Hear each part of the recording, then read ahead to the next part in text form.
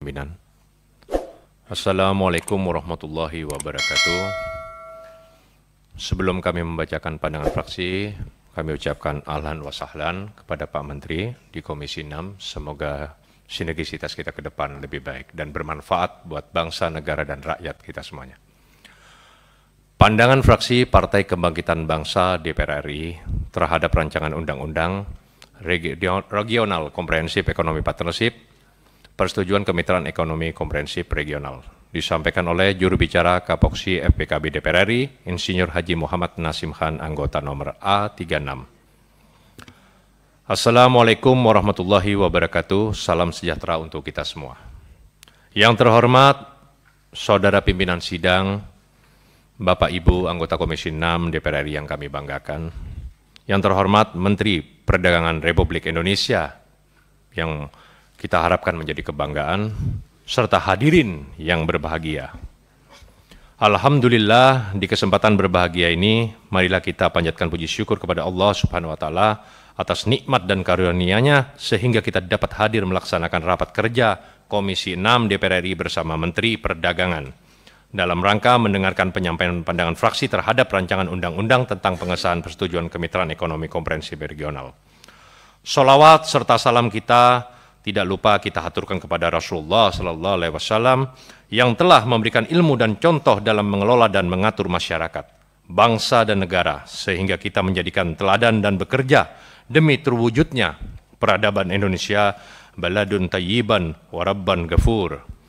Selanjutnya, kami mengucapkan terima kasih atas kesempatan yang diberikan kepada fraksi Partai Kebangkitan Bangsa untuk menyampaikan pandangan fraksi terhadap rancangan undang-undang. Mengawali penyampaian, saya kira sudah terlampir akan disampaikan, dan juga kami dari fraksi Partai Kebangkitan Bangsa mengajukan beberapa catatan sebagai berikut. Yang pertama, mengacu pada isi perjanjian, RCEP diyakin memiliki komitmen untuk memudahkan perdagangan barang dan jasa, termasuk tentang bea tarif bea masuk yang akan dipangkas. Itu menjadi catatan pertama. Catatan kedua, dalam hal penanaman modal, perlu sekali pemerintah jeli melihat adanya kebutuhan yang mengikat dari para investor berinvestasi di Indonesia dan terlampir. Yang ketiga, salah satu poin penting yang juga perlu diperhatikan adalah soal ketenaga kerjaan kita. Dari 64 negara di survei, Indonesia masih berada di urutan yang ke-37 dan terlampir. Yang keempat, kendati rancangan Undang-Undang RCEP memiliki ketentuan adanya agenda UMKM, tetapi langkah yang mesti diperhatikan pemerintah adalah bagaimana untuk terus memperdayakan UMKM berikutnya. Saudara Pimpinan Sidang, anggota Dewan, Menteri Perdagangan, serta hadirin yang terhormat. Demikian pandangan fraksi PKB terhadap rancangan Undang-Undang tentang Persetujuan Kemitraan Ekonomi Komprehensif Regional. Selanjutnya, setelah mengikuti dan mempertimbangkan seluruh proses yang berlangsung, maka fraksi PKB dengan mengucapkan Bismillahirrahmanirrahim, Allahumma salli ala Sayyidina Muhammadin wa ala ali Sayyidina Muhammad, menyatakan persetujuannya agar rancangan undang-undang tentang persetujuan kemitraan ekonomi komprehensif regional ini dapat diambil keputusan pada tahap selanjutnya sesuai dengan prosedur, mekanisme, dan ketentuan yang berlaku. Atas perhatian saudara pimpinan dan para anggota, maka Partai Kebangkitan Bangsa DPR RI mengucapkan banyak terima kasih, mohon maaf atas kekhilafan dan kesalahan. Semoga Allah Subhanahu wa Ta'ala senantiasa memberikan petunjuknya untuk kita semua. Wallahul muwaffiq ila aqwamit thoriq. Wassalamualaikum warahmatullahi wabarakatuh. Jakarta, 5 Juli 2022. Pimpinan fraksi Partai Kebangkitan Bangsa DPR RI Haji Cucun Syamsur Rizal dan Dr. Andes Fathan sebagai sekretaris.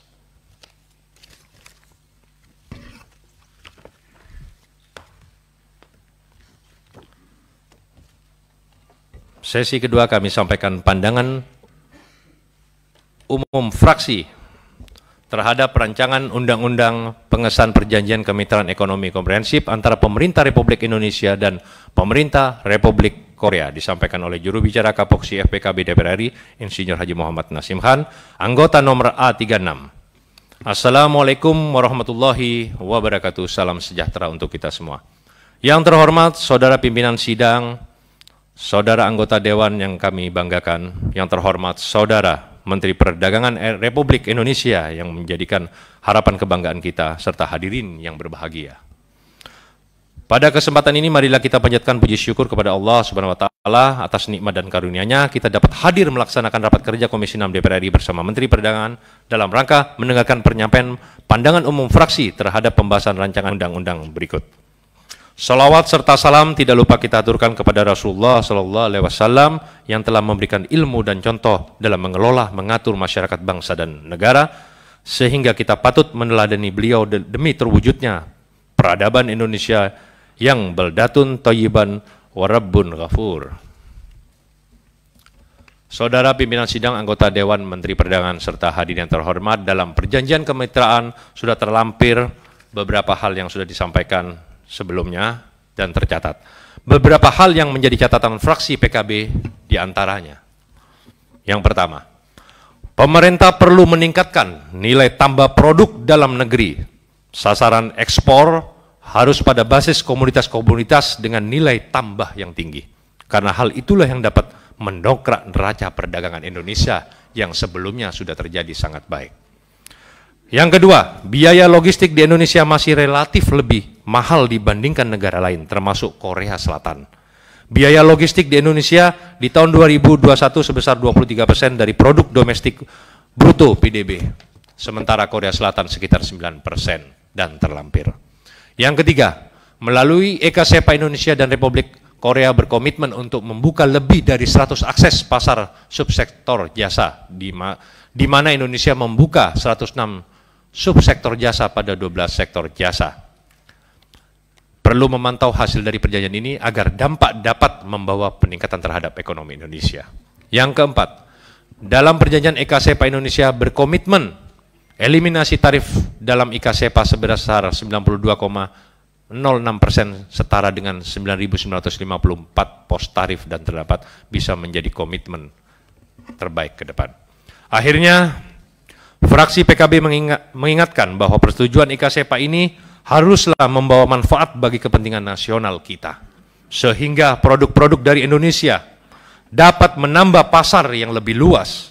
Pertumbuhan ekonomi Indonesia meningkat secara signifikan. Saudara pimpinan sidang, anggota Dewan Menteri Perdagangan serta hadirin yang terhormat, demikianlah pandangan kami terhadap rancangan undang-undang tentang pengesahan perjanjian kemitraan ekonomi komprehensif antara pemerintah Republik Indonesia dan pemerintah Republik Korea. Selanjutnya, setelah mengikuti dan mempertimbangkan seluruh proses yang berlangsung, maka fraksi PKB dengan mengucapkan Bismillahirrahmanirrahim, Allahumma salli ala Sayyidina Muhammadin wa ala ali Sayyidina Muhammad, menyatakan persetujuannya agar rancangan undang-undang tentang pengesahan perjanjian kemitraan ekonomi komprehensif antara pemerintah Republik Indonesia dan pemerintah Republik Korea IKSEPA ini dapat diambil keputusan pada tahap selanjutnya sesuai dengan prosedur, mekanisme, dan ketentuan yang berlaku. Atas perhatiannya, saudara pimpinan dan para anggota, maka fraksi Partai Kebangkitan Bangsa DPR RI mengucapkan banyak terima kasih, mohon maaf atas segala kekhilafan dan kesalahan. Semoga Allah Subhanahu wa taala senantiasa memberikan keridhoannya. Amin.